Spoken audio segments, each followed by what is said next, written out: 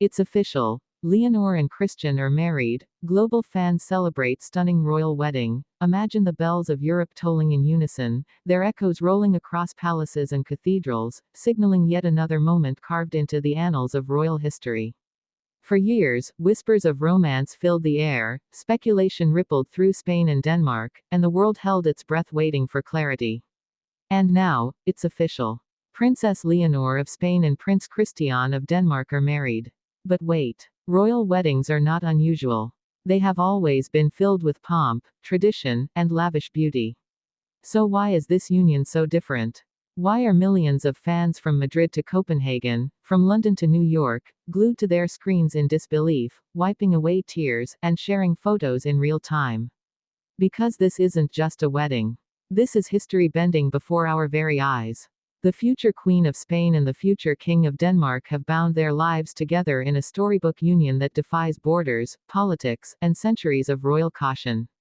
What began as a quiet friendship has transformed into a love story that now stands as a symbol of unity for an entire continent. And as much as Spain and Denmark celebrate, the world watches, wondering what this means for the monarchy, for diplomacy, and for the royal families themselves. The moment Leonor stepped into the cathedral, wearing a gown that shimmered like moonlight woven into fabric, the collective gasp of the crowd seemed to shake the very walls. 6 million roses lined the streets of Madrid, flooding the air with fragrance, while the Danish flags and Spanish colors wove together in harmony. Inside, the eyes of monarchs, statesmen, and nobles could not hide their emotion. Some wept, some smiled knowingly, and some whispered about what this marriage could mean for the balance of European royalty. But how did we get here? That's the question fans around the world are still asking. Was this destiny, written long before the two ever met? Or was it courage, Leonor's courage to break from the expected, and Christian's quiet strength to support her, even when duty and tradition could have easily forced them apart?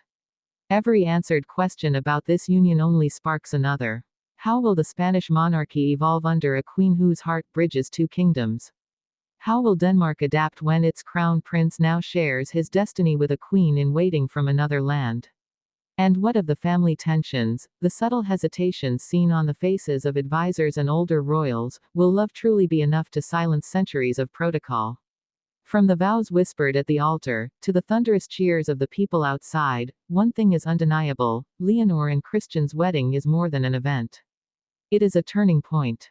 The crowd outside Buckingham Palace during William and Kate's wedding seemed enormous, but this is global. Fans in Spain drape balconies with royal banners. Crowds in Denmark flood squares with music and candles. Even in distant countries, social media has erupted into a tide of celebration. Hashtags trend across platforms, yet what people are truly sharing is not just news, it is hope. And yet, beneath the fairy tale shimmer lies another thread.